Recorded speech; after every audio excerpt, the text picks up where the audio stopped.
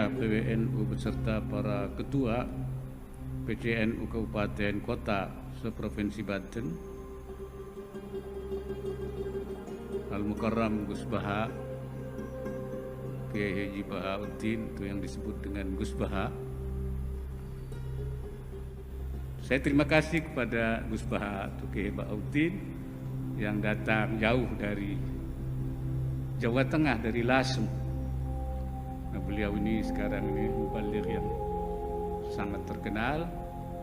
Saya terima kasih kehadirannya pada siang hari ini dalam rangka haul. Mudah-mudahan Allah Subhanahu wa taala membalas apa yang keikhlasannya untuk datang ke Tanara ini. Ya, mudah-mudahan apa yang akan diceritakan dari haul ini,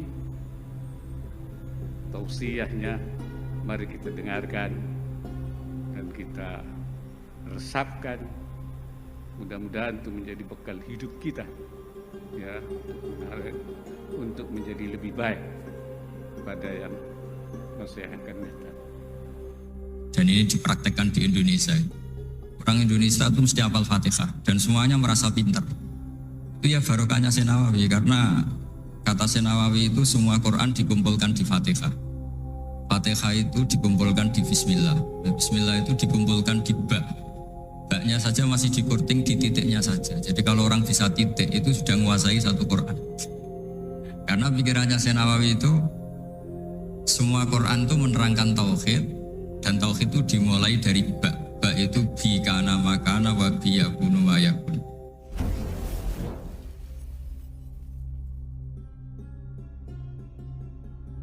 Yassir li amri wahlul 'uqdatam min lisani yafqahu qawli. Allahumma shalli wa sallim wa barik ala sayyidina Maulana Muhammadin wa ala alihi washabihi asmin amma ba'du. Yang sangat saya hormati Bapak Wakil Presiden Profesor Dr.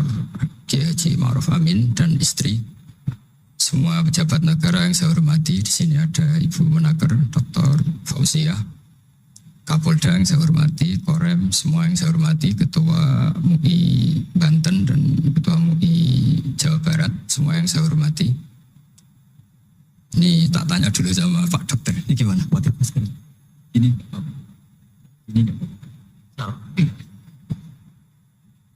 Bismillahirrahmanirrahim. Saya syukur sekali diberi kesempatan sowan sama Kiai Ma'ruf, karena beliau juga mustasyar kami di PBNU, dulu mimpin sebagai Rois Am dan dekat sekali dengan guru saya Kiai Haji Maimun Zubair. Terakhir ke sana sama Kiai Ma'ruf ya, sama-sama banyak kiai di acara Bahmun. Saya akan matur tidak banyak, tapi saya pastikan semua itu berdasar naskah yang ditulis Syekh Nawawi.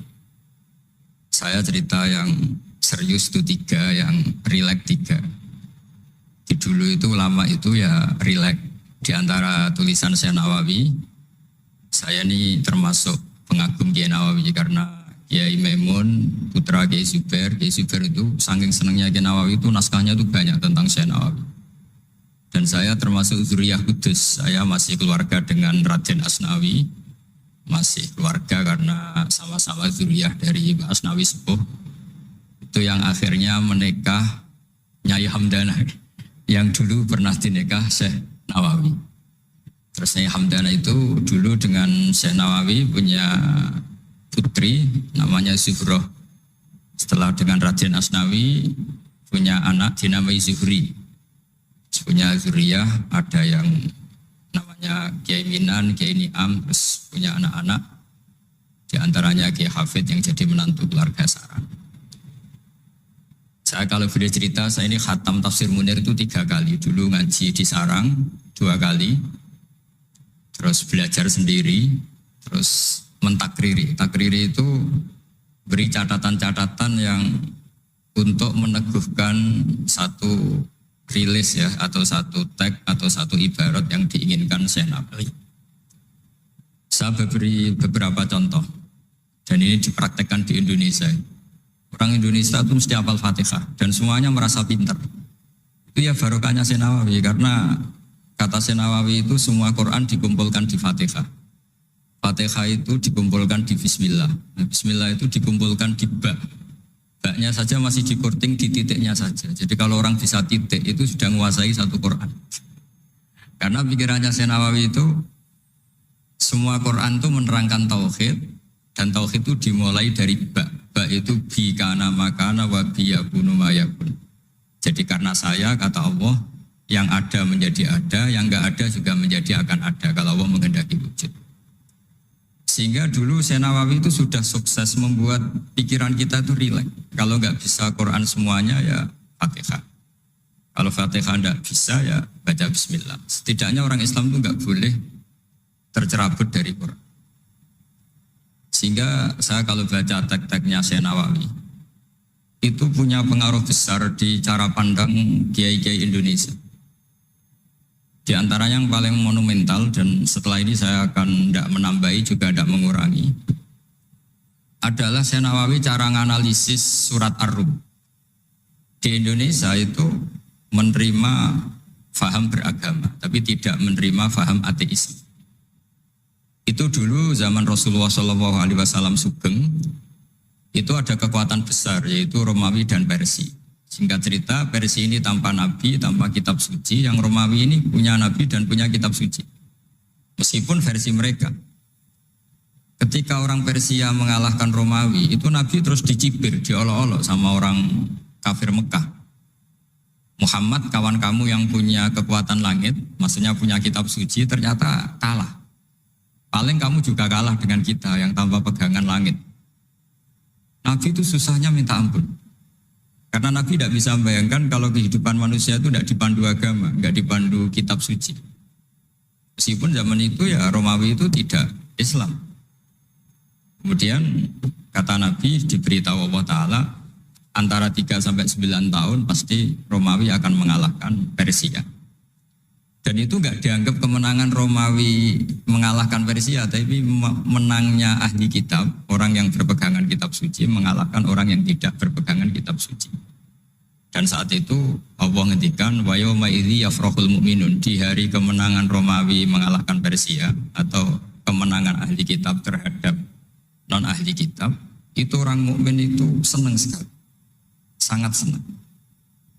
Ini saya baca di teksnya Syekh Nawawi supaya di sini Anda tidak mendengarkan pendapat saya, memang benar-benar mendengarkan apa yang dikatakan Syekh Nawawi.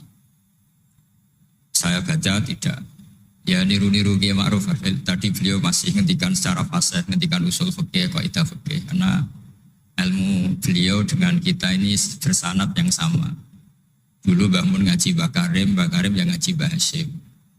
Jadi Mbah Hasyim ngaji Syekh Khalil. Kalau saya lewat sanad kudus ya diantaranya saya lewat Syekh Nawawi Al-Bantani. Nanti saya baca beberapa sanad Syekh Nawawi. Kata Syekh Nawawi Al-Bantani beliau ngendikan wa yauma idzi yafrahul mu'minuna bi nasrillah wa yauma idz yahlibur rumu ala farisa yafrahul mu'minuna bi taghlibillah man lahu kitabun ala man la kitabalah wa yafrahuna bi walabatihim al-musyrikin bi badrin. Jadi bangsa Indonesia itu terbiasa berkawan sama orang yang beragama, tapi tidak biasa berkawan dengan orang-orang yang tidak beragama. Itu karena Imam Nawawi mengatakan, Syekh Nawawi, wa naktubu maqaddamu atharuhum, pikiran besar Syekh Nawawi adalah ketika orang Romawi mengalahkan Persia, itu cara berpikir Imam Nawawi itu mengalahkannya orang yang berkitab, mengalahkan yang tidak berkitab. Jadi ini bukan pendapat saya, juga bukan pendapat siapapun, tapi murni saya baca teks yang dari Syekh Nawawi. Sehingga kita secara psikologi, kita ini kan misalnya saya aja lah contohnya. Misalnya saya miskin, ada petinju, orang miskin kulit hitam bersama orang kaya. Kalau yang menang yang miskin tuh ikut seneng, padahal ya ikut menang. Karena kayak terwakili. Dulu kata Syekh Nawawi, itu juga pikirannya begitu. Ini saya baca ini kata Syekh Nawawi. Misalnya seperti itu zaman itu. Wa sababu nuzuli hadil ayat annahu kana baina Faris war Rum qitalun. Wa kana al musyrikun yawadduna antaghliba farisu ar-Ruma. Di anna Faris kanu majusian ummiyin wal muslimuna yawadduna ghalabatar rum ala Faris liqaunihim ahlal kitab. Jadi dulu itu kata Syekh Nawawi, pikirannya orang Islam, boyo yang menang itu ahli kitab karena sama-sama punya agama, punya peradaban. Jangan sampai yang menang itu yang tidak punya kitab, tidak punya peradaban. Jadi itu saya yakin yang mengilhami para guru-guru kita, para kiai-kiai kita bikin Pancasila diantaranya yang membentuk Pak Karno, karena Pak Karno ya dulu ngaji sama Hussein Praminoto, ngaji sama orang-orang pinter. Kita ini berketuhanan. Jadi itu ciri khas Syekh Nawawi di antaranya.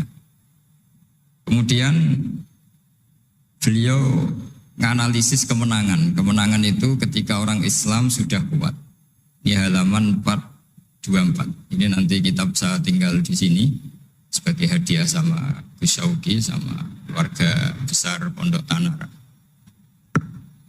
Nabi itu orang yang nggak suka duniawi, tapi kenapa sih Nabi harus menang? Nabi Sulaiman akhirnya menang, Nabi Dawud akhirnya menang, Nabi Ibrahim ya akhirnya menang, Nabi Musa akhirnya juga menang, dan Rasulullah SAW juga akhirnya mengalami kemenangan. Itu cara menganalisis Syekh Nawawi Al-Bantani. Kata beliau, iqamati alamatir riyasah, supaya kepemimpinan Islam itu kelihatan. Fala yabqa mayaqdiru alal ikrah alal kufri. Jadi kalau kita menang, baik secara politik maupun ekonomi atau kultur, setidaknya tidak ada lagi kekuatan manapun yang memaksa kita untuk menjadi kafir atau menjadi salah. Kita tahu misalnya di beberapa negara di Eropa, barokahnya orang Islam kaya, ya pemain bola dulu tuh kalau puasa susahnya bukan main. Gara-gara klubnya dibeli umat Islam itu, malah cari tukang adzan di stadion itu, karena yang punya sudah orang Islam. Itu contoh kekuatan ekonomi. Dulu kita mungkin ngalami pengajian itu kayak apa susahnya. Sekarang ketika banyak orang-orang yang dari dunia kiai cakep, sekarang ya nyaman. Jadi di antara alamatnya tamkinu hadatin adalah wala yumakkinanna lahum dinahumul ladir tadawalahum wala yubaddilannahum min ba'di khaufim amna. Ciri utamanya adalah tamkin fil ard. Merasa beragama itu nyaman, tidak ada yang ganggu. Itu zaman itu Syekh Nawawi sudah menganalisis kenapa sih Nabi harus menang. Kata beliau supaya la yabqa mayaqdiru alal ikrah alal kufri. Ini tafsir di ayat wa yahdiyaka siratan mustaqima ketika Syekh Nawawi menerangkan kenapa Nabi harus menang di halaman 424 surat Al-Fatih. Jadi itu sisi-sisi betapa Syekh Nawawi itu luar biasa. Terus menyangkut kiblat. Dulu ramai sekali di Indonesia kalau kiblat harus presisi betul, harus ditertibkan betul. Tapi ternyata masjidnya para wali dan para orang-orang soleh itu ya kayaknya asal madep mulon itu ada yang komentar itu kenanya Afrika atau Mesir entahlah. Tapi Imam Syekh Nawawi zaman itu ngendikan setelah beliau cerita presisi, beliau ahli falak. Saya tahu banyak keahlian beliau falak karena saya punya kitab gurunya Syekh Nawawi. Namanya Syiarus Salikin, itu karangan guru beliau. Syekh Abdus Somad. Itu kata beliau selain menukil pentingnya presisi kiblat, tapi beliau tetap menukil itu ngutip Waruwiya an Ibni Abbasin annahu qol al-baitu kiblatun li ahlil masjid wal masjid kiblatun li ahlil haram wal haram kiblatun li ahlil masyriq wal maghrib. Wa hadza qaulu Malik. Jadi karena orang Jawa itu rata-rata kiai itu mesti baca tafsir Munir sehingga ya dianggap enteng saja. Ya sudah lah, pokoknya kira-kira madhep mulon itu. Karena kalau masjid dipresisikan detail, nanti pertanyaannya juga yang sudah mati-mati harus dipresisikan. Karena madhep kiblat itu tidak hanya sholat, tapi juga orang yang sudah meninggal itu bisa ribet itu. Ya kalau yang mbahnya wali, jenazahnya masih utuh. Kalau yang enggak wali kan sekeliwat itu, karena sudah enggak ada bentuknya. Makanya dulu ada guyonannya kiai mau dipindah itu, utuhnya enggak boleh. Jangan, kalau mbah saya wali saya keren. Jasadnya utuh, kalau bahasa ada wali. Jadi ya, tapi apapun itu saya cerita betapa efek dari pikiran besar Syekh Nawawi itu mempengaruhi kita. Sehingga dulu masjid-masjid, musola-musola itu ya tetap hati-hati lah. Tapi ya tetap saja agak longgarnya lah, ada longgarnya. Karena beliau tetap mengutip wal haram kiblatun lil adil masyriq wal maghrib. Jadi tidak hanya Mekah dengan makna Ka'bah atau dengan makna Masjid Haram, tapi semua tanah. Dan itu bisa 25 atau 20 kilo persegi. Kemudian ini biar benar-benar halnya Syekh Nawawi. Jadi saya tidak cerita pikiran saya, tapi murni cerita Syekh Nawawi, murni cerita Syekh Nawawi. Saya punya naskah banyak karena memang saya nekuni betul. Saya khatam, kalau nggak 3 kali saya khatam tafsir Munir. Ketika beliau menafsirkan fa inna hizballahi humul ghalibun. Ini favorit saya di Syekh Nawawi. Pasukan Allah itu pasti menang, ya. Pasukan Allah itu pasti menang. Tapi beliau dengan unik menjelaskan, ya ini supaya benar-benar Syekh Nawawi ya, tidak menambahkan, tidak mengurangi. Di halaman 278. Jadi ngaji pakai kitab itu untungnya 2. 1 mengutip, 2 terus gak usah mikir gitu. Jadi baru saya mikir nanti salah di depan Pak Wapres, di depan orang-orang pinter malah sakit atau goblok gitu. Tadi kalau nukil kan aman. Paling salah baca. Kayaknya enggak lah, saya pernah ngaji 3 kali. Kayaknya enggak, tapi kalau misalnya salah itu apa-apa. Bismillahirrahmanirrahim. Fa inna hizballahi humul ghalibun. Kata Syekh Nawawi, wa may yattakhidum terus hum al-ghalibuna ala a'daihim bil hujjah fa innaha mustamirratun abadan amma bisolah wa daulah faqad digulabun. Ini termasuk yang unik dari Syekh Nawawi. Kata beliau, Islam itu akan selalu menang secara argumentatif. Bu ada sekolah perbandingan agama, bu ada kajian agama. Asal yang dikaji Islam ya, bukan orangnya. Kalau orangnya ya macam-macam. Itu pasti argumentasinya itu meyakinkan karena hujjah bahwa Allah itu satu, bahwa kita harus berakhlak, kita harus meninggalkan narkoba, harus meninggalkan perzinahan. Itu argumentasinya mantap, secara uluhiyah mantap, secara sosial juga mantap. Tapi kalau secara kekuatan politik mungkin akan selalu ada, meskipun inginnya kita tidak ada, orang-orang Islam yang minoritas di negaranya atau dengan tanda kutip tertindas di negaranya. Zaman itu Syekh Nawawi sudah ngendikan yang pasti menang itu bil hujjah fa innaha mustamirratun abadan. Ini di halaman 278. Amma bisolah wa daulah faqad yughlabun. Kalau kekuatan struktural negara atau politik atau ekonomi, ya namanya hukum sosial ya kadang kalah. Dan itu dibuktikan secara lahir. Dulu Rasulullah itu pernah kalah di perang Uhud secara lahir. Ya karena itu fisik. Tapi kalau argumentasi logika Islam itu tetap kul falillahil hujjatul baligh. Logika Islam adalah logika yang kelima. Saya kalau didatangi beberapa dosen dari Jogja, saya sering cerita logika Islam yang paling kelima itu diantaranya saya sering memberi contoh. Ini misalnya saya megang kertas, ini besi. Pasti orang itu bilang besi sama kertas itu kuat besi. Tapi Anda salah. Secara materi memang besi lebih kuat ketimbang kertas. Tapi masalahnya yang mengendalikan saya ingin menghancurkan besi sementara ingin menyimpan kertas. Artinya Islam itu mengajarkan kita itu kabeh biadillah. Apa artinya besi kalau di bawah rencana dihancurkan? Apa lemahnya kertas ketika rencananya diabadikan? Ini pentingnya Islam. Artinya apa? Ketika Islam bilang al-amru biadillah, itu tidak bisa ditawar. Meskipun apapun kekuatannya tetap menang Allah. Seperti tadi, saya megang besi sama megang kertas. Orang tak tanya pasti bilang kuat besi. Tapi kata saya, Anda keliru. Karena saya punya rencana menghancurkan besi, mengabadikan kertas. Artinya Islam itu mengajari tadi seperti yang dikatakan Kiai Ma'ruf, la haula wala quwata illa billah. Apapun ilmu kita harus digarisbawahi secara materi kuat besi, secara materi kertas lebih rentan. Tapi harus ditambahin, tapi hakikatnya terserah yang mengendalikan. Dan di sini Islam mensifati Allah biyadihi malakutu kulli syai'. Ya terserah Allah. Jadi teori la haula wala quwata illa billah itu tidak perlu diperbandingkan atau diperbenturkan dengan teori usaha. Kalau ada penyakit ya kita usaha. Ada di kitab Ihya, di kitab Dawa itu diterangkan Nabi Musa itu pernah sakit karena beliau merasa dekat sama Allah itu gak berobat, tambah sakit, tambah dikasih nasihat. Para dokter tetap gak mau berobat. Akhirnya Allah sendiri yang ngasih tahu, udah kamu berobat saja. Bukankah terserah jenengan Gusti? Terus kata Allah, apa kamu mau bilang saya bikin sesuatu itu udah ada gunanya? Masa Allah bikin jahe ditanya, apa betul Gusti ini menghasilkan badan? Saya tidak tahu. Saya bikin juga agak jelas. Kan nggak mungkin seperti itu. Tetap kata Allah, fa'ena atau hikmati. Lalu hikmah saya bikin sesuatu dengan fungsi tertentu, lalu gunanya apa? Kalau semuanya tidak ada gunanya. Semenjak itu Nabi Musa percaya atau mau ikhtiar dengan obat. Tapi obat saja tidak cukup. Tetap al-amru biyadillah. Saya sering kalau ngaji bilang, kita takut COVID, ternyata nyuwun sewu mati kita kecelakaan. kita takut penyakit tertentu membunuh, ternyata mati kita kesetrum listrik, tetap kita butuh tawakal. Meskipun bersamaan dengan itu tetap ada usaha melawan COVID, ingin menghilangkan penyakit-penyakit itu. Tapi tetap al-amru biyadillah, sehingga ada keserasian syariat dan keserasian hakikat.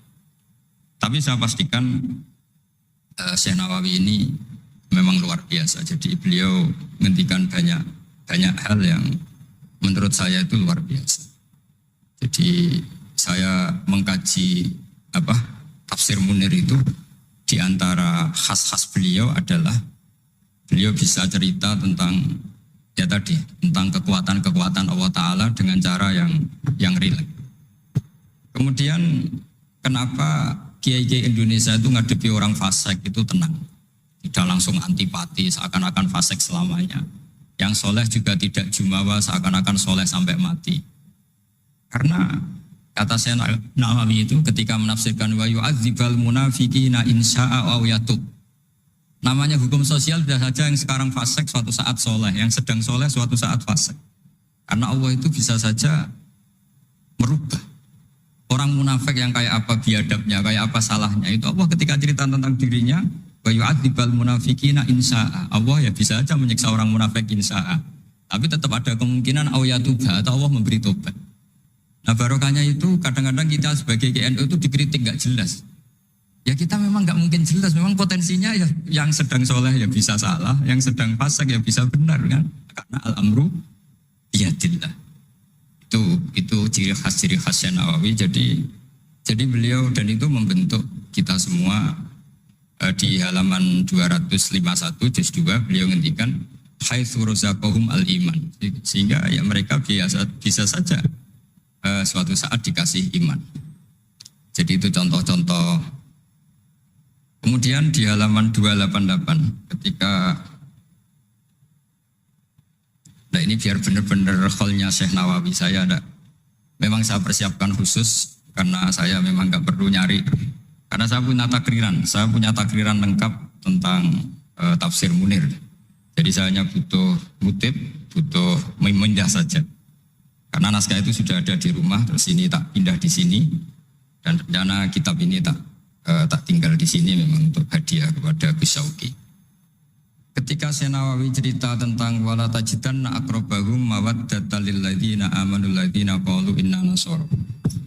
Jadi suatu saat di komunitas yang kamu adepin itu kamu akan menemukan orang yang alyan itu lebih rileks, lebih ya cara bahasa sekarang mungkin lebih simpati. Jadi orang Indonesia itu lebih simpati pada agama tertentu daripada yang lain. Misalnya kata Syekh Nawawi ngendikan waqad qala ba'duhum madzhabul yahud annahu yajibu alim isalu syarri ila man khalafahum fiddin. Terus ketika beliau cerita yang satunya wa aman nasara falaysa madzhabum dzalik balil idza haramun fi dinihim fa hadza wajhu tafawut. Jadi akhirnya orang Indonesia itu terbiasa dengan seperti ini karena dulu Syekh Nawawi sudah bilang. Jadi betapa Rasulullah itu lebih ingin yang menang itu yang masih punya agama. Jangan sampai yang nggak punya agama itu menang. Bisa dibayangkan kan kita tahu misalnya di ilmu medis kalau cloning itu dibolehkan itu kayak apa manusia jadi uji coba.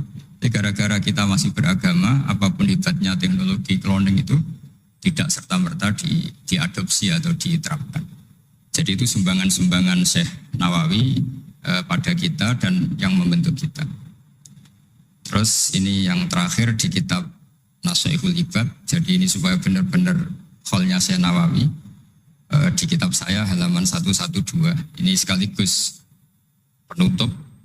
Saya tidak akan matur banyak-banyak supaya nanti dikaji sendiri kitab-kitabnya Syekh Nawawi.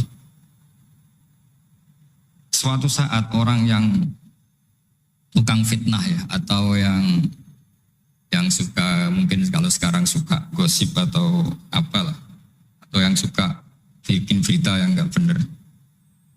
Itu Syekh Nawawi menambahkan ini kitab Nashihul Ibad itu karangannya Ibnu Hajar Al-Asqalani. Ibnu Hajar Al-Asqalani itu gurunya Syekh Zakaria Al-Ansori. Jadi Syekh Zakaria Al-Ansori itu orang yang begitu alim alama sampai digelari Syekhul Islam. Itu beliau pintar itu karena bingung. Pernah ditanya, ya Syekh, kenapa Anda sepintar itu? Syekh Zakaria Al-Ansori itu punya guru namanya Ibnu Hajar Al-Asqalani. Beliau punya murid namanya Ibnu Hajar Al-Haytami. Jadi kalau mau setoran itu ya sinau karena gurunya alim. Dulu kalau setoran sama guru itu muridnya yang baca, korok itu alas. Jadi dulu saya baca tafsir Munir itu nyemak sampai khatam, terus saya baca ya sampai khatam. Makanya saya ini alhamdulillah tahu banyak tentang tafsir Munir. Karena saya pernah ngaji istimak khatam, terus saya yang baca juga khatam, terus saya belajar juga khatam. Jadi semoga ini bentuk penghormatan saya pada Syekh Nawawi, itu sudah puluhan tahun yang lalu. Dan alhamdulillah sekarang punya kesempatan bisa hormat soalnya Syekh Nawawi. Beliau ketika terus yang tanya ini dijawab sama saya Zakaria Ansori. Dukik tuh bena hajaro ini. Saya ini diseleb 2 batu, digebek kalau orang Jawa bilang. Karena kalau mau ngaji ya takut, mau ngajar juga takut karena muridnya pinter. Kalau dia bacanya salah itu ketahuan. Jadi guru kalau ingin pinter cari murid yang pinter, pasti mutolaah dulu. Karena sampai kalau baca rofa nasabnya salah, pasti terus muridnya boyong. Goblok tenan guruku gitu. Karena jadi punya murid pinter, makanya kalau ada mahasiswa pinter, mesti dosennya tambah pinter. Karena dia kalau bacanya banyak, muridnya akan mikir. Itu disebut dukik tuh bena hajar ini. Kata Syekh Nawawi menambahkan yang dikatakan Ibnu Hajar Al-Asqalani dalam kitab Nashihul Ibad. Beliau meriwayatkan satu hadis. Yu'adzabul lisanu bi'adzabin la yu'adzabu bihi syai'un minal jawarih. Nanti lisan atau mulut itu disiksa Allah dengan siksaan paling pedih di atas organ tubuh yang lain. Terus lisan komplain sama Allah, 5 tu'adzibu, kenapa engkau menyiksa seperti ini ya Allah? Terus dijawab, kharajat minka kalimatun balaghat masyariqal ardi wa magharibaha. Fasufika bihad damul haram wa ukhida bihal malul haram wa tuhika bihal farjul haram. Jadi lisan itu kalau kadung ngomong, itu orang yang harusnya disukai gara-gara dia provokatif atau menceritakan kebencian, orang benci semua. Yang orang harusnya dibenci karena perilakunya tidak menguntungkan bangsa dan negara atau tidak menguntungkan umat Islam, gara-gara dipoles sehingga dicintai. Jadi lisan itu bisa merubah segalanya. Jadi sekali dia punya kesalahan, kata Syekh Nawawi, sesuai riwayat yang beliau riwayatkan, dan beliau ngendikan itu ruwiyah, Nabi Sallallahu Alaihi Wasallam, beliau ngendikan bahwa ini diriwayatkan dari Nabi. Kharajat minki kalimatun balagot atau kharajat minka kalimatun balagot masyariqal ardi wa magharibaha. Fasufikat biha damul haram wa ukhidha biha al-malul haram. Jadi ini sumbangan-sumbangan Syekh Nawawi yang kemudian membentuk kita. Jadi saya ulang lagi, mungkin para pengkaji naskahnya Syekh Nawawi tolong dibaca surat Ar-Rum. Surat Ar-Rum itu dulu Nabi itu masih belum kuat, masih di Mekah, dihimpit kekuatan besar, yaitu kekuatan Romawi dan Persia. Dan yang Romawi ahli kitab, yang Persia non ahli kitab. Dan orang musyrik itu non ahli kitab, jadi tidak berkitab. Ternyata Nabi ketika orang Faris menang, Nabi dicibir sama orang-orang musyrik bahwa nasib Anda yang katanya punya kekuatan langit, pasti nasibnya sama dengan Romawi. Tapi ternyata Allah akhirnya memenangkan Romawi, dan ketika Romawi yang menang, ini oleh Syekh Nawawi ditafsirkan kemenangan yang punya kitab. Bukan ditafsirkan kemenangan apa? Romawi, tapi kemenangan yang berpegangan kitab itu lebih menyenangkan bagi umat Islam. Karena bagaimanapun yang punya kitab ini jauh lebih berperadaban, lebih beretika. Saya kira demikian karena mungkin waktu ya, dan tadi seperti yang dikatakan Kiai Haji Ma'ruf, mohon maaf sebanyak-banyaknya karena nggak bisa hormat Syekh Nawawi secara besar-besaran sesuai hak beliau sebagai orang yang sangat-sangat terhormat karena ngangkat nama besar Indonesia di kancah internasional. Terakhir saya tutup kata Mbah Maimun itu, ketika Andalusia kalah, padahal dulu melahirkan pengarang-pengarang kitab besar kayak Imam Qurtubi, Ibnu Malik, itu kata Mbah Mun, digai ganti Indonesia katanya. Kata Allah itu enggak ridho kalau orang Islam di belahan sana kalah kecuali ada penggantinya. Katanya penggantinya itu Indonesia, kata beliau. Buktinya kita tidak berbahasa ibu Arab, tapi banyak melahirkan pengarang-pengarang kitab dengan al-fasohah fi nihayatil ulya. Karangannya Syekh Nawawi, Syekh Mahfud At-Turmusi itu punya tingkat fasohah yang setingkat bahasa aslinya. Makanya ada Syekh Khotib Minangkabau itu namanya Muhammad. Dia orang Indonesia, orang Minangkabau. Tapi ketika di mantu orang Arab dicibir. Kamu kok punya menantu orang Ajam? Orang Ajam itu dianggap gak bisa ngomong. Beliau secara spontan gak dikasih tahu, disuruh khutbah. Ternyata beliau takallama bilisanin fasih wa bikalamin fasih wa bikalamin baligh. Akhirnya orang-orang Mekah itu kagum semua. Makanya terus dapat gelar Muhammad Khotib. Jadi dia khotib itu gelar karena ini ajamiyun min ahli Jawa atau min ahli Indonesia yang bisa ngendikan bahasa Arab secara apa?